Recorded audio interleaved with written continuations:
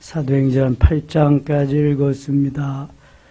오늘도 이 저녁에 주 앞에 나와 예배하는 여러분들과 온라인으로 동참하는 모든 섬김의 가족들에게 하나님의 크고 놀라운 은총과 평강이 함께 하시기를 원합니다. 사도행전은 다른 성경과 달리 성령의 역사가 아주 가장 강력하게 나타나는 책입니다. 모든 성경이 성령의 감동하심으로 쓰여졌기 때문에 성령의 역사가 강하게 나타나지만 사도행전은 그 어느 책들보다도 더 강하게 나타나고 있습니다. 기도함으로 성령 충만하고 성령 충만한 이들이 나가 복음의 증인이 되고 복음을 전하다가 보니까 하나님의 나라가 이 땅에 이루어져서 하나님의 나라로 시작해서 하나님의 나라로 끝을 맺게 되는 것이 사도행전입니다. 여러분, 사도행전을 읽으면서 설레임이 없나요?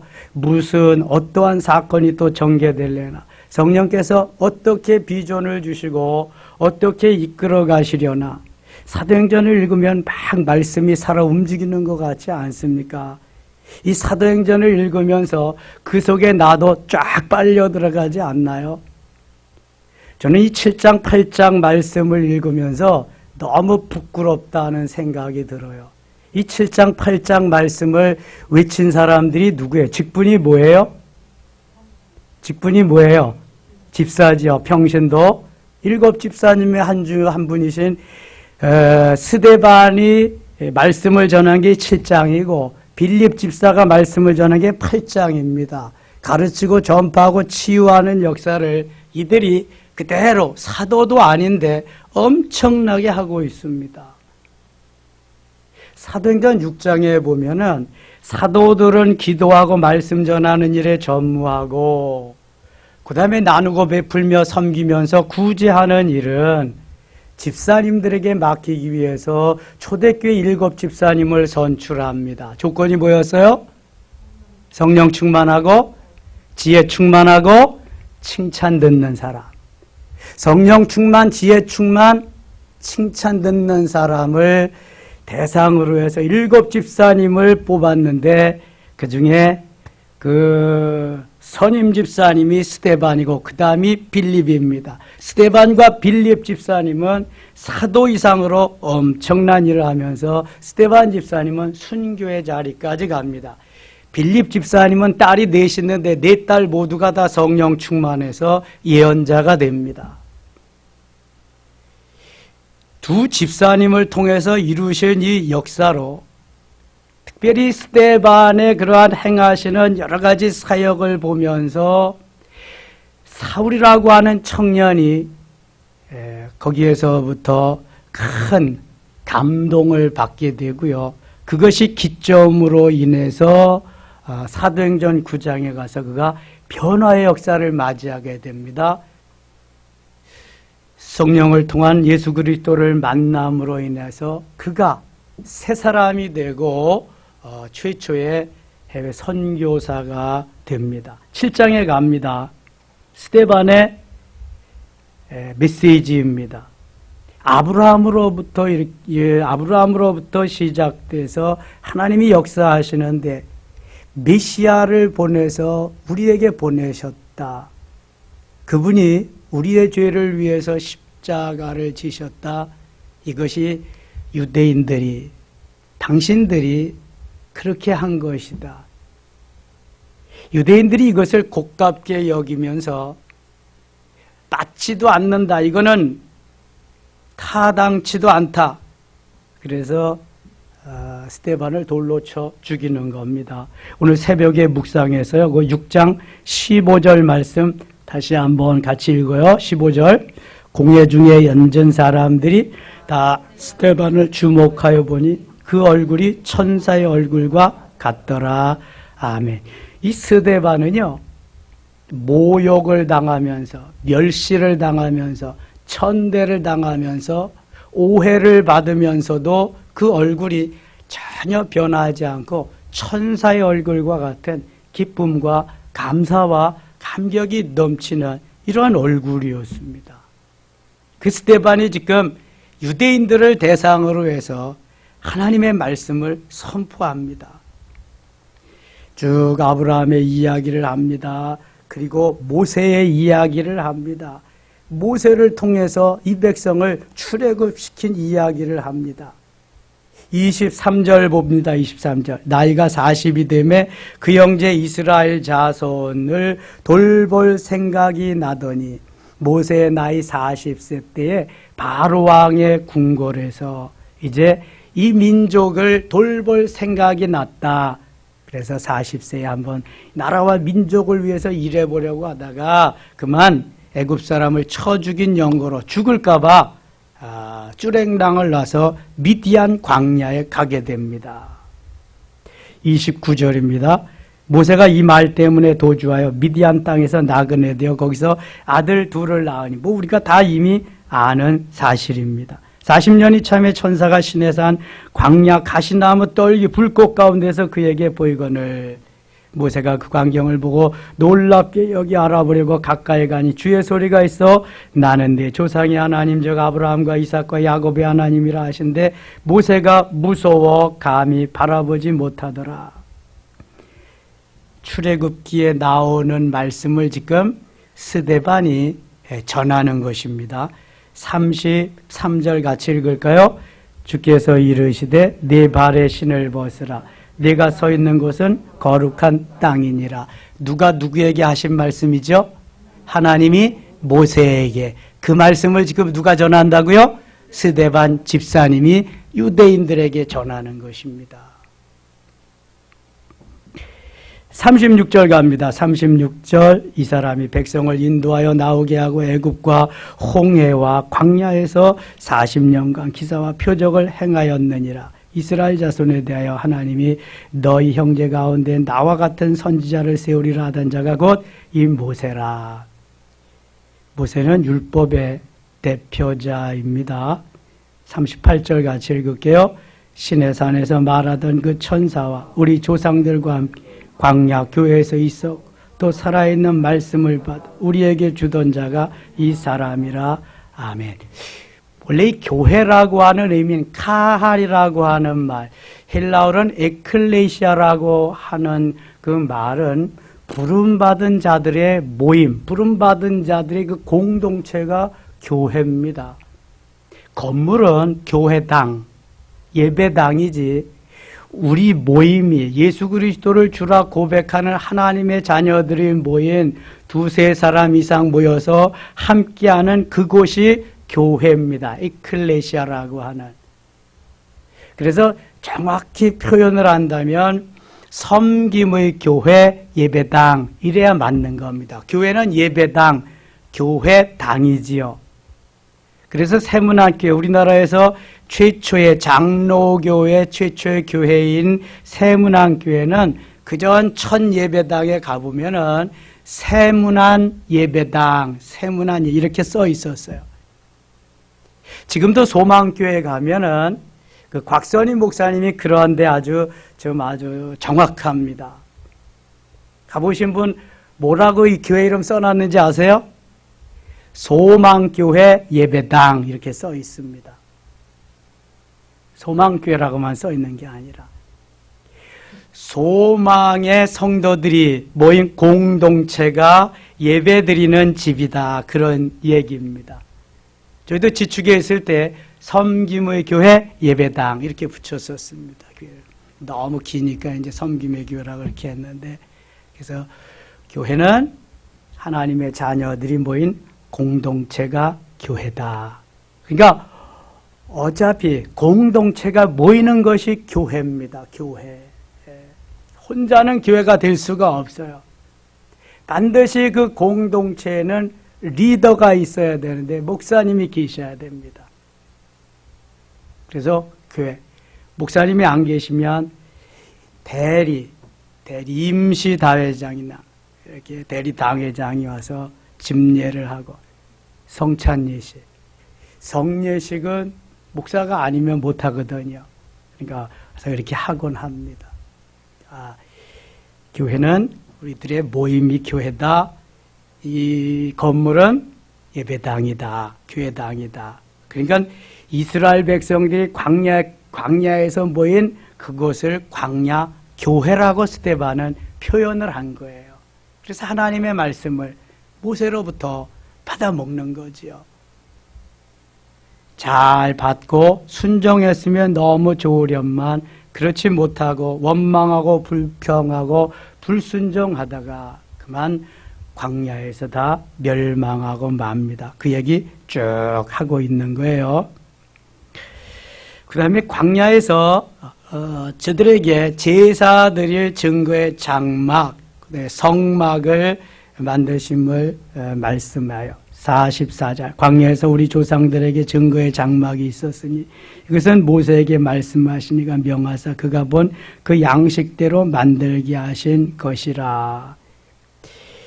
출애굽기 25장 40절에 모세에게 그 설계도를 주십니다. 그리고 다윗 시대에 다윗이 건축하려고 하는데 하나님이 전쟁에서 피를 많이 흘린 거로 허락지 아니하시고 솔로몬에게 허락하시지요. 하지만 하나님께서 다윗의 그 아름다운 마음을 보시고 설계도는 다윗에게 주십니다. 역대상 28장 19절에 보면은 다윗에게 설계도를 주셔서 솔로몬이 짓게 합니다. 성막은 모세에게 설계도를 주셔서 오홀리압과 부사렐에게 건축하게 하셨고요.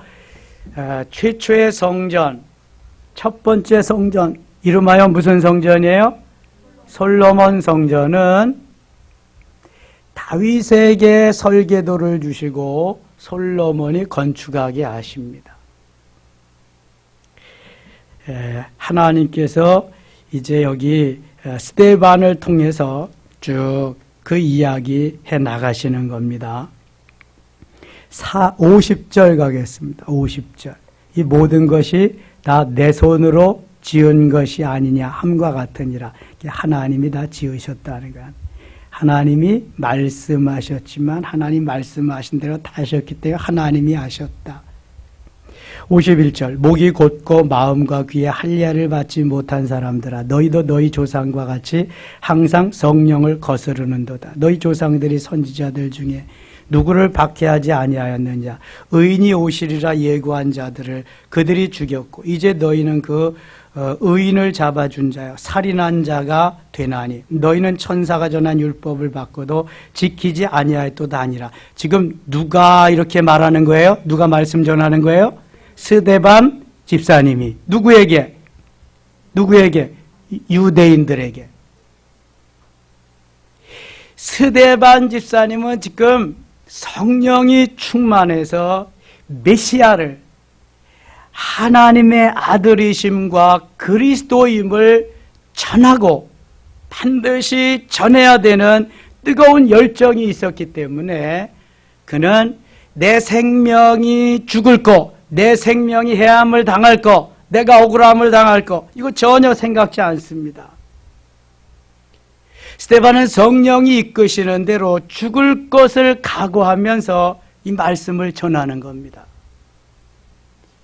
이미 예수 그리스도께서 그 길을 가셨고 그 다음에 선지자들이 오실 예수 그리스도를 전하면서 수많은 사람들이 그 길을 갔습니다. 스데반이 지금 내가 해야 할 일은 이 시점에 이것이다라고 하는 사명감을 깨닫고 어느 사도보다도 먼저 말씀을 전합니다. 아니 베드로와 요한이 이미 말씀을 전해서 3,000명으로 5,000명으로 큰 무리로 엄청난 초대교회가 부흥의 역사를 이루었습니다만 지금 이 시점에는 하나님이 스데반을 사용하고 있습니다. 여러분 언제 어느 때 어떻게 될는지 아무도 몰라요. 제가 말씀을 전하고 있지만 어느 집사님이 어느 장로님이 어느 권사님이 어느 때 어디에서 말씀을 어떻게 전하는지 아무도 몰라요.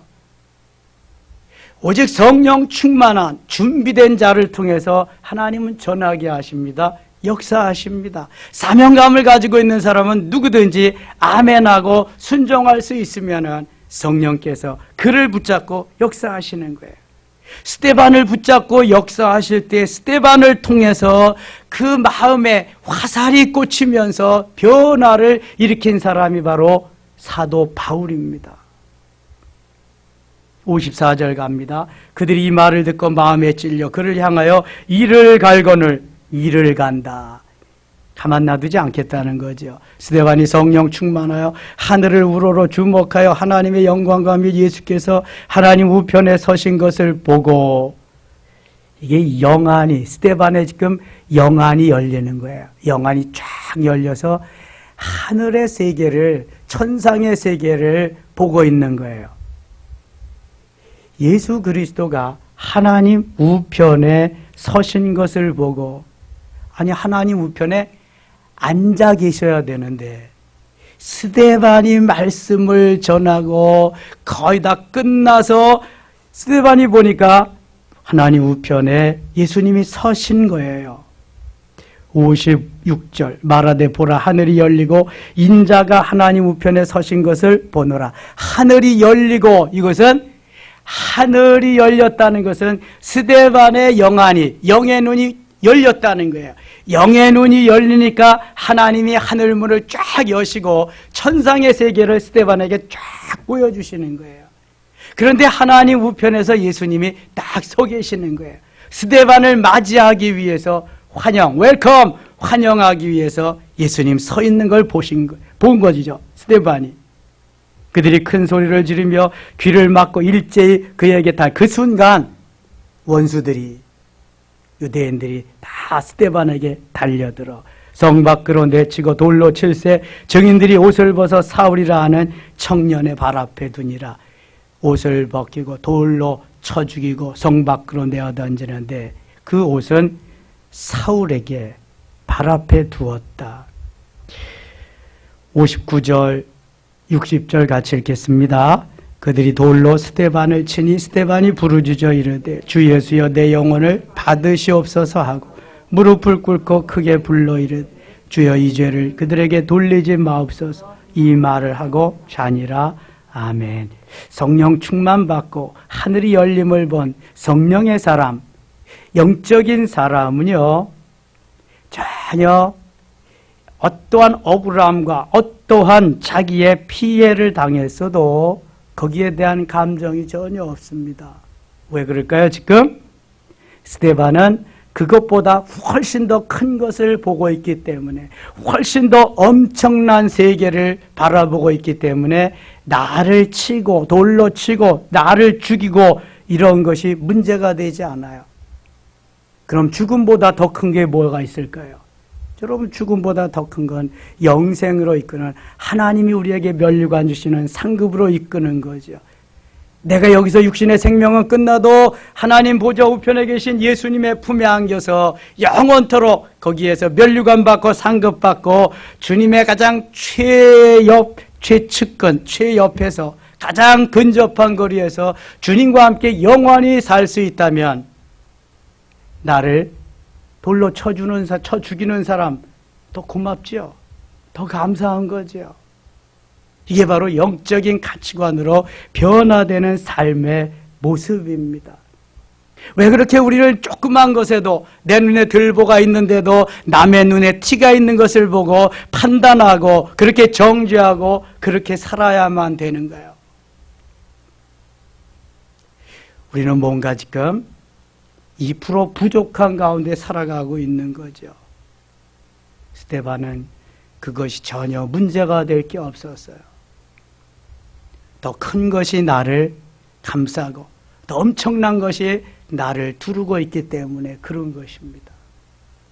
여러분, 스데반과 같은 성령 충만의 은혜가, 성령 충만의 역사가 여러분들을 감싸고 여러분들을 두르실 수 있기를 축원합니다. No problem. 그런 문제가 없어요. 이게 없으니까 사사건적 문제가 되고 따지고 난리가 되는 거지, 이거 있으면 문제가 안 되는 거예요. 여러분, 더 큰 것이 나를 에워싸고 나를 감싸주고 나를 덮어주는데 무엇이 문제예요? 문제 없어요. 여러분, 지금 옥토가 되지 못한 것이 문제지 뭐가 문제가 있어요? 근데 돌짝밭이 이의를 제기하고 가시덤불이 이의를 제기하고 길가가 이의를 제기하는 거예요. 돌짝밭과 가시밭과 길가가 문제지 주님께는 문제가 없어요. 씨앗에는. 옥토만 되면 거기에서 30배, 60배, 100배 결실을 맺어지는 거예요. 하나님의 역사는 오늘도 하나님이 원하시는 그 아름다운 사역을 위해서 만드셔서 쓰시고 하나님의 영광을 드러내는 데 있습니다. 나를 드러내서 내가 영광을 받는 거 그거 전혀 하나님하고 상관없습니다. 내가 만들어져서 하나님의 영광을 드러내는데 멋있게 쓰이는 거기에 하나님이 관심이 있습니다. 그래서 스데반이 집사이지만 최초의 순교자로 가는 거예요. 누가 최초의 순교자가 될런지 하나님만 아시지 모르잖아요. 언제 어느 때라도 우리는 그래서 준비해야 돼요. 준비해 놓으면 주님이 쓰시는 거예요. 8장 가겠습니다. 스데반 집사님은 돌아가셨어요. 인생은 돌아가고 시대는 지나가는 겁니다. 이제 빌립 집사님의 시대가 옵니다. 사울은 그가 죽임을 당함을 마땅히 여기더라. 마땅히 여겼다. 그런 놈은 죽어야 돼. 메시아가 어디 왔어? 오지도 않았는데 무슨 지금 헛소리하고 있는 거야. 그래서 마땅히 여겼다. 그날에 예루살렘에 있는 교회에 큰 박해가 있어.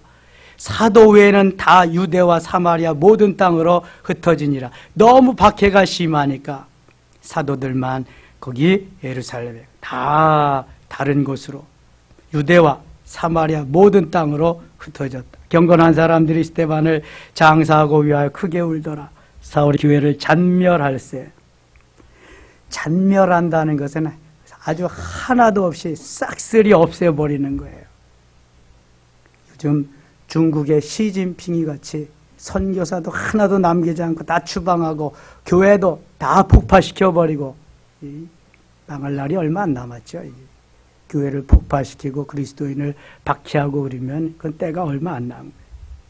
사울이 교회를 잔멸할세 각 집에 들어가 남녀를 끌어다가 옥에 넘기니라. 4절입니다. 그 흩어진 사람들이 두루다니며 복음의 말씀을 전할세 빌립이 사마리아 성에 내려가 그리스도를 백성에게 전파하니. 그리스도를 백성에 전파했다. 빌립은 직분이 뭐예요? 집사입니다. 사도가 아닙니다. 사도 중에도 빌립이 있어요, 없어요? 빌립이 있습니다. 베세다 사람 빌립, 계산 잘하는 사람. 6절 무리가 빌립의 말도 듣고 행하는 표적도 보고 한 마음으로 그가 하는 말을 따르더라. 많은 사람에게 붙었던 더러운 귀신이 크게 소리를 지르며 나가고 또 많은 중풍병자와 못 걷는 사람이 나으니 그 성에 큰 기쁨이 있더라. 자, 예수님이 하신 사역 3가지. 첫째, 가르치시고, 두 번째, 전파하시고, 세 번째, 치유하셨다. 이것을 사도들이 하고요. 여기 또 집사님들이 다 그대로 합니다. 많은 사람에게 붙었던 더러운 귀신들이 크게 소리를 지르고 나가고. 이런 역사가 없으면 복음 전파를 할 수가 없습니다. 선교지에서는 이런 역사가 막 일어나는 거죠. 사마리아에 처음으로 지금 복음이 전파되는 겁니다. 마가복음 16장 17절 18절에 예수님이 마지막 너희는 다 가지면서 온 천하에 복음을 전하라. 믿는 자에게는 이런 표적이 따르리니 너희가 귀신 들린 자 귀신을 내어 쫓고 새 방언을 말하며 뱀을 집어 올리며 그 다음에 그래요, 보죠? 무슨 독을 마실지라도 해를 받지 아니하며 병든 자에게 손을 얹은즉 나으리라. 이게 주님이 마지막 복음을 전파라고 하면서 주신 말씀이에요. 내 이름으로 귀신을 내어 쫓으며 귀신을 누구든지 everybody 모든 하나님의 사람들이 다 귀신을 내어 쫓을 수 있어요. 누구 이름으로? 예수 이름으로. 예수 이름으로. 그 다음에 새 방언을 말하며, 방언 말하는 거 누구든지 할 수 있어요. 사모해야 돼요. 근데 경홀히 여기고 소홀히 여겼던 거 다 회개해야 돼요. 마음을 열어야 돼요. 내 고정관념을 깨뜨려야 돼요. 그리고 주님이 인도하시는 대로 내 혀를 맡겨야 돼요. 그러면은요, 누구든지 할 수 있어요. 그 다음에 뱀을 집어 올리며, 또 병든 자에게 손을 얹은,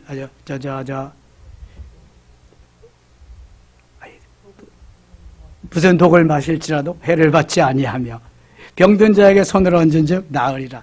이거는요, 누구에게나 하나님이 다 주신 그러한 말씀이거든요. 그게 믿음을 가지고 믿고 행하면 역사가 나타나는 거예요. 아니, 나 같은 사람이 이게 하나님의 말씀이거든요. 그러니까 믿음을 가지고 대신 성령 충만해야 돼요. 성령 충만은 뭐함으로 있어진다? 기도함으로. 기도 행전이잖아요. 기도함으로 성령 충만할 때 성령께서 이런 역사를 이루어 가시는 거예요. 많은 사람에게 붙었던 더러운 귀신들이 크게 소리를 지르며 나가고, 빌립이 여기서 사역할. 또 많은 중풍병자와 목 걷는 사람이 나으니. 중풍병자. 여러분, 중풍병자는 불치의 병입니다. 중풍병자는요, 뇌졸중, 이렇게 뇌혈관이 막혀가지고 한쪽이 마비되는 게 중풍병자예요. 뇌졸중에는 뇌출혈과 뇌경색이 있습니다. 뇌출혈은 혈관이 터지는 거죠. 죽는 겁니다. 뇌경색은 혈관이 막히는 거죠. 왼쪽 혈관이 막히면은 오른쪽을 못 쓰고요. 오른쪽 혈관이 막히면 왼쪽을 못 쓰는 겁니다. 이게 중풍병자예요. 이거는 고침이 불가능합니다. 그런데 중풍병자가 막 일어나는 거예요. 빌립이 가서 복음을 전하는데. 그러니까 그 성에 큰 기쁨이 있더라. 얼마나 좋아하겠어요. 많은 사람들이 예수 생명, 예수 능력이 막 나타나고 있는 거죠. 14절 가겠습니다. 14절. 예루살렘에 있는 사도들이 사마리아도 하나님의 말씀을 받았다함을 듣고 베드로와 요한을 보내매, 야, 사마리아도 빌립 집사님을 통해서 복음이 전파됐다. 거기도 복음을 받아들인다더라. 그러니까 베드로와 요한이 대표로 또 왔습니다. 그들이 내려가서 그들을 위하여 성령 받기를 기도하니, 이는 아직 한 사람에게도 성령 내리신 일이 없고 오직 주 예수의 이름으로 세례만 받을 뿐이더라. 이에 두 사도가 그들에게 안수함에 성령을 받는지라. 시몬이 사도들의 안수를 성령 받는 것을 보고 돈을 들여 이르되, 이 권능을 내게도 주어 누구든지 내가 안수하는 사람은 성령을 받게 하여 주소서 하니, 이 시몬은 돈을 주고 성령을 사려고 했습니다. 베드로가 이르되, 내가 하나님의 선물을 돈 주고 살 줄로 생각하였, 내 은과 내가 함께 망할지어다. 돈으로 성령을 사려고 했고, 돈으로, 그러니까 내가 함께 망할지어다, 이렇게 말합니다. 이 빌립이 내려가다가 또 복음을 전하러 가다가 에티오피아의 국고를 맡았던 깐다게의 국고를 맡은 내시를 만납니다. 26절 갑니다. 주의 사자가 빌립에게 말하 이르되, 일어나서 남쪽으로 향하여 예루살렘에서 가사로 내려가는 길까지 가라 하니, 그 길은 광야라. 일어나 가서 보니 에티오피아 사람 곧 에티오피아 여왕 깐다게의 모든 국고를 맡은 관리인 내시가 예배하러 예루살렘에 왔다가 돌아가는데 수레를 타고 선지자 이사야의 글을 읽더라. 성령이 빌립더러 이르시되, 이 수레로 가까이 나가라 하시거늘. 성령이 감동하시고 성령이 말씀하셔서 빌립은 성령이 시키는 대로 순종하는 것뿐이죠. 빌립이 달려가서 선지자 이사야 글 읽는 것을 듣고 말하되, 읽는 것을 깨닫느냐? 31절 같이 읽어요. 대답하되, 기도해 주는 사람이 없으니 일찍 깨달을 수 있느냐? 빌립을 청하여 수레에 올라 같이 읽으라 하니라. 아멘. 지도해 주는 사람이 없으니 어찌 깨달을 수 있으랴? 전하는 사람이 없으니 어찌 들으리요. 누군가는 가르쳐줘야. 그래서 예수님 하신 사역이 가르치는 거예요. 그 다음에 전파하고 치료. 누군가는 이 일을 해야 되는 거예요. 빌립이 에티오피아 먼 나라에서 여기까지 온 이 깐다기의 국고를 맡은 내시, 그러니까 재무부 장관쯤 되겠죠. 지금 말하면 경제기획부 장관쯤 되겠죠. 메시아 예수 그리스도이심을 전해줍니다. 그리고 세례를 베풀게 되죠. 34절 가겠습니다. 34절. 그 내시가 빌립에게 말하되 청컨대 내가 묻노니 선지자가 이 말한 것이 누구를 가리킴이냐? 자기를 가리킴이냐? 타인을 가리킴이냐? 빌립이 입을 열어 이 글에서 시작하여 예수를 가르쳐 복음을 전하니, 예수를 가르쳐 복음을 전하니. 그러니까 만나기만 하면 누구든지 복음을 전하는 거예요. 가르치고 전파하는 거예요.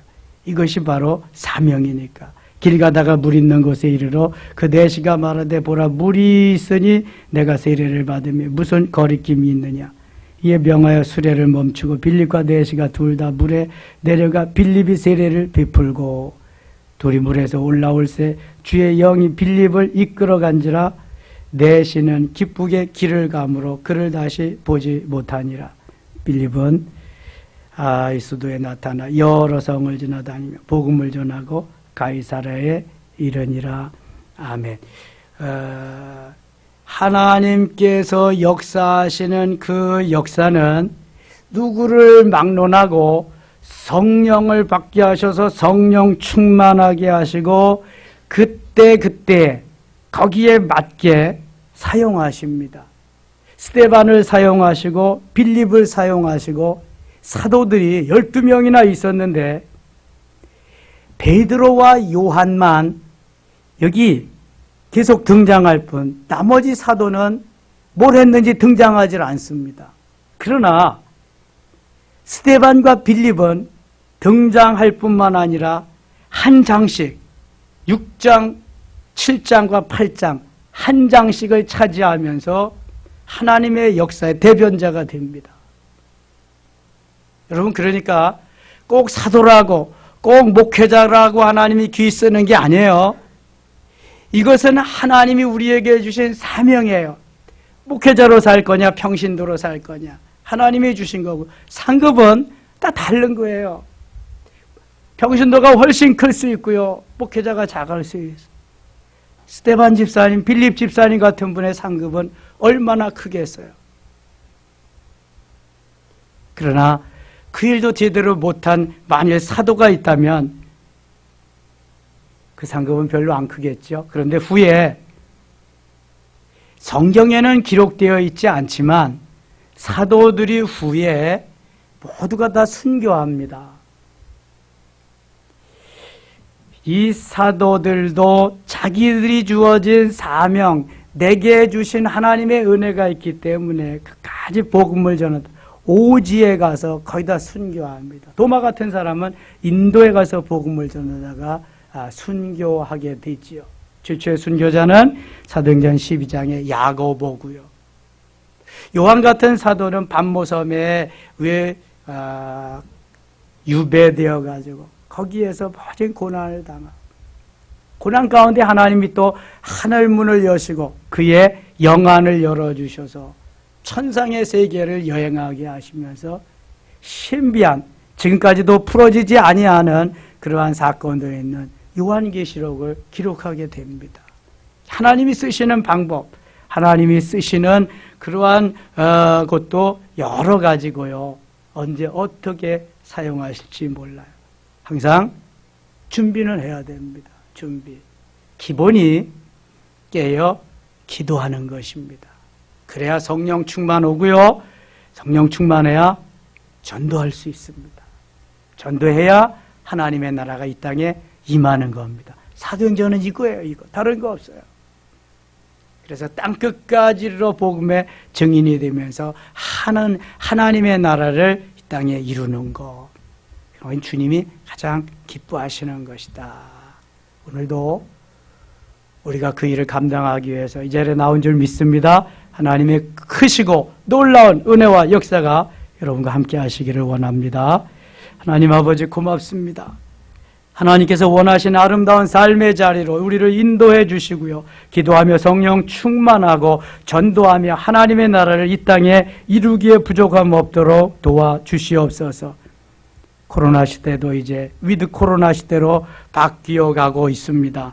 하나님, 너무 사회와 너무 환경만 탓하지 말고 우리가 어떠한 형편과 처지에서도 깨어 기도하며 성령 하나님의 복음을 전해서 가르치며 전파하고 치유하는 역사를 행함으로 주님 기뻐하는 우리의 삶이 되게 하여 주시옵소서. 오늘도 승리의 귀한 시간 되기를 원하옵고 예수님 이름으로 기도드리옵나이다. 아멘.